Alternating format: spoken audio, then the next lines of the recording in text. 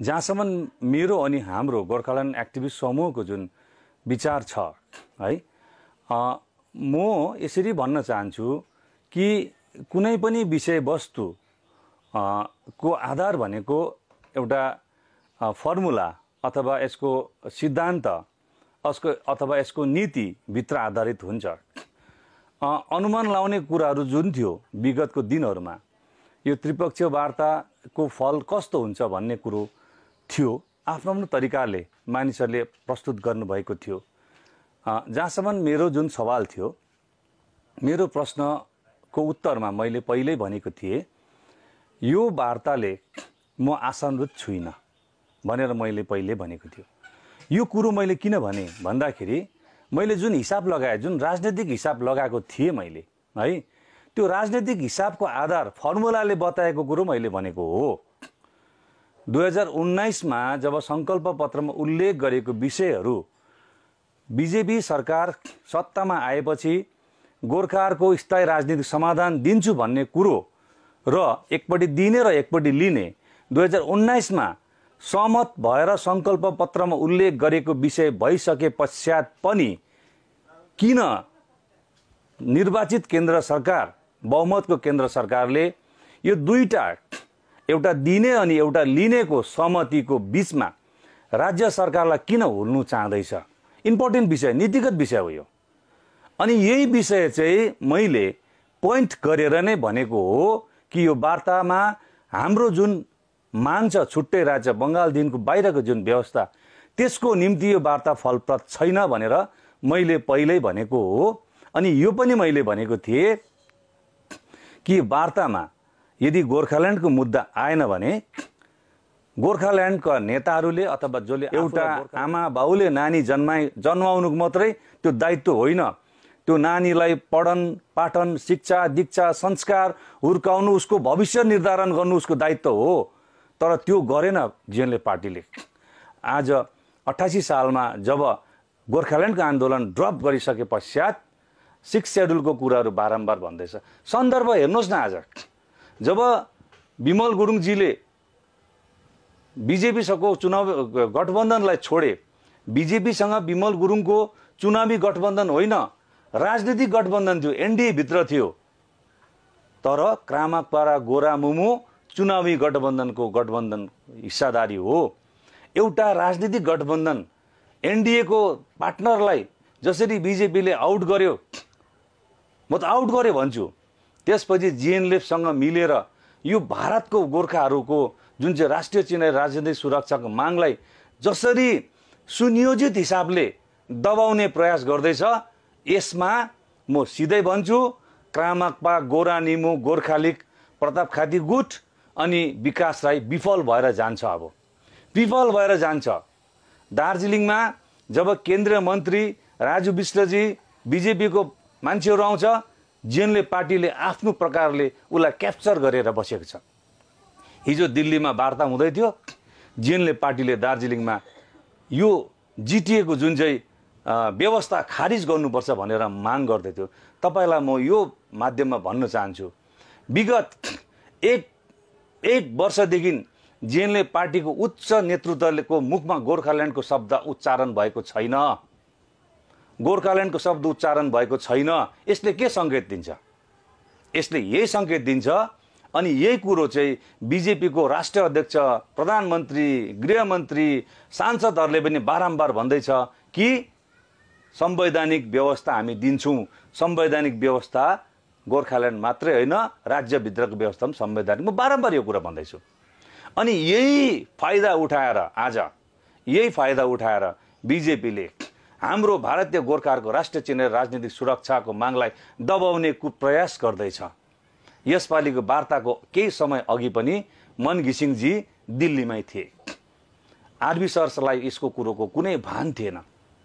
अनि धेरै मानिसहरूले खुसी व्यक्त गरेको थिए। हाम्रो सांसद राजु विष्टजी, शक्ति गुरुङजीसँग, जनरल शक्ति गुरुङजी, एनजीसी को चेयरमैन मुनिश तामाङजी, भागोपको चेयरमैन, के भन्ने है, मैले त भनेकै हो। गोर्खाल्यान्डको हिजोकै वार्तामा भनेको थिएँ, गोर्खाल्यान्डको विषय आएन भने तपाईँले वकआउट गर्नुपर्छ भनेको हो। उहाँहरूले वकआउट गर्नु भएन। हैन, अप्ठ्यारो भयो होला सायदै। तर केही नेताहरूले चाहिँ प्रेसबाट वकआउट गर्नुभयो उत्तर दिनु नसकेर।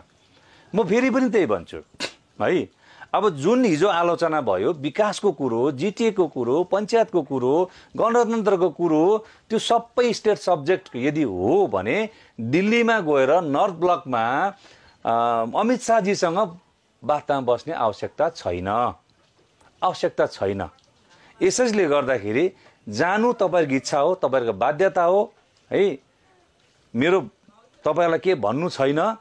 तपाईँ जानुहोस् नजानुहोस् तपाईँको इच्छाको कुरा हो। तर एउटा कुरो चाहिँ हो, अब यो हिजोको वार्ताले देशभरि छरिएर बसेको गोर्खाल्यान्डको आवश्यकता चाहने गोर्खाहरूले चाहिँ बुझ्नुपर्छ। अब देशभरि साँचो गोर्खाल्यान्डको आन्दोलन, गणतान्त्रिक आन्दोलन सङ्गठित गर्ने बेला भयो। अबको उपरान्त कामाक्पा, गोरामुमु, गोजामुमु, अर्को नयाँ पार्टी प्रजातान्त्रिक पार्टी, यो कुरो यो दलहरूलाई मात्रै हेरेर हुँदैन। अब गोर्खा लिग यो दलहरूलाई मात्रै हेरेर हुँदैन, यो नेताहरूलाई हेरेर मात्रै हुँदैन। अब स्वयं गणतान्त्रिक र वैचारिक आन्दोलनको निम्ति युवा जमात, सचेत जमात सङ्गठित भएर आउनुपर्छ। अब विकल्प त्यसमा मात्रै छ, गोर्खाल्यान्डको विकल्प छैन। अनि वर्तमान नेताहरू र वर्तमान पार्टीको विकल्प छ। यही हिसाबले हामी जानुपर्छ। अनि वार्ताको लागि फेरि पनि चिफ सेक्रेटरी उपस्थित हुने अथवा बङ्गालको प्रतिनिधि उपस्थित हुने वार्तामा कुनै त्यस्तो फाइदा भारतीय गोर्खाले पाउँदैन भन्ने म फेरि पनि किटान गर्छु। त ठिकै भन्नुभयो। मैले अस्ति एउटा सिलगढीको न्युज च्यानलले मलाई सोद्धाखेरि मैले भनेको थिएँ, यो लिङ्गरिङ गराउने प्रोसेस हो यो है, यो ढिलो गराउने हो, यो 24सम्म पुर्याउने एउटा उपाय रचेको हो है। अनि अब हिजोको वार्तामा जुन पिआइबीको रिपोर्ट अनुसार गृहमन्त्रीजीले भन्नुभयो कि नेक्स्ट वार्तामा म बङ्गाल सरकारलाई म निर्देश गर्छु, त्यहाँको चिफ सेक्रेटरी जस्तो वरिष्ठ मान्छेलाई पठाओस् अनि उसलाई सोधेर हामी निर्णयमा पुग्छौँ भन्ने कुराहरू राजु बिष्टजीको प्रेसमा पनि आयो अनि पिआइबीकोमा पनि आयो। यसैले नै प्रमाण गर्छ यो जुन चाहिँ सङ्कल्प पत्रमा लेखिएको पर्मानेन्ट पोलिटिकल सल्युसन हाम्रो बुझाइमा, म त्यति बेला क्रामाक्पामा हुँदा त्यति बेलाको बुझाइमा अलग राज्य गोर्खाल्यान्ड हो। तर अहिले जिएनएलएफको बुझाइ र बिजेपीको बुझाइ र सरकारको बुझाइमा राज्यभित्रको व्यवस्था हो भन्ने कुरो प्रमाण भएर जाँदैछ।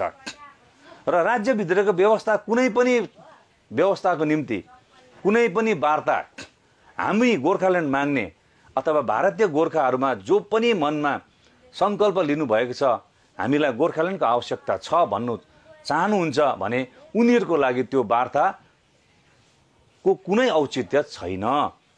किनभने उहाँले भन्नुभएको छ पञ्चायत चुनाव, जिटिएको चुनाव, यहाँ गणतन्त्रको विषयहरू, विकासको कुरोहरू चिफ सेक्रेटरीसँग सल्लाह गरेर गर्ने कुरोहरू यदि हो भने हाम्रो मुद्दा यो वार्ताले बोक्दैन।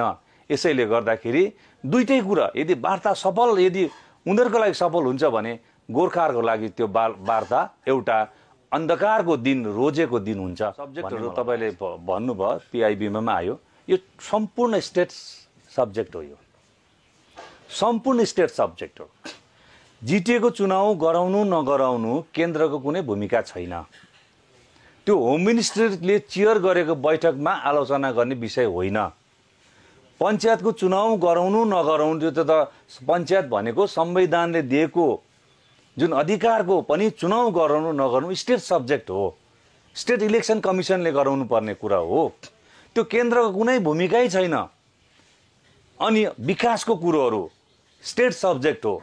केन्द्रले आफ्नो पक्षको विकासहरू गर्दैछ, त्यो स्टेटले रोकेको छैन। तर अरू विकासहरू पनि स्टेटको सब्जेक्ट हो। त्यसले गर्दाखेरि हिजोको वार्तामा बैठकमा त्यो स्टेट सब्जेक्टको कुरो गर्नु आवश्यकता थिएन।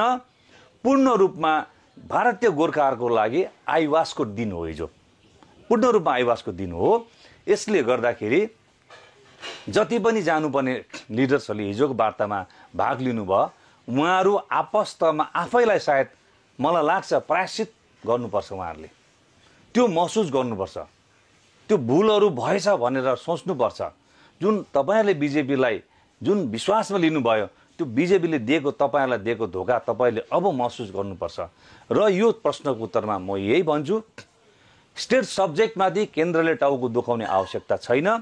हामीले स्टेट सब्जेक्टको लागि दार्जिलिङमा आन्दोलन गरेको होइन, स्टेट सब्जेक्टको लागि यो यत्रो विघ्न शहीदहरू भएको होइन, अपङ्गहरू भएको होइन, धेरैजना मानिस जेल बसेको होइन, धेरैजना युवाहरू विस्थापित भएको होइन। यसले गर्दाखेरि यो म अपिल गर्छु राजु विष्टजीलाई, तपाईँले प्रयास गर्नु हुँदै होला, त्यो कता कता महसुस हुँदैछ, तर मैले तपाईँलाई एक दिन यसो पनि भनेको छु, तपाईँ केन्द्रीय हिसाबले एउटा राष्ट्रिय पार्टीको सदस्य भएको कारणले गर्दाखेरि तपाईँको डाडु पन्यु तपाईँको हातमा छैन, डाडु पन्यु दिल्लीको हातमा छ र तपाईँले चाहेर पनि के गर्नु सक्नुहुन्न। यदि तपाईँले भन्नुहुन्छ म पहिला गोर्खा त्यसपछि बिजेपी, यदि तपाईँ भन्नुहुन्छ भने अहिले समय छ तपाईँले गोर्खाल्यान्डको निम्ति राष्ट्रव्यापी आन्दोलनको, बिजेपीलाई छोडेर राष्ट्रव्यापी आन्दोलनको निम्ति तपाईँको नेतृत्वको लागि तयार बस्नुहोस् बरु, त्यसमा अरू युवाहरूले पनि सहायता गर्नु सक्छ।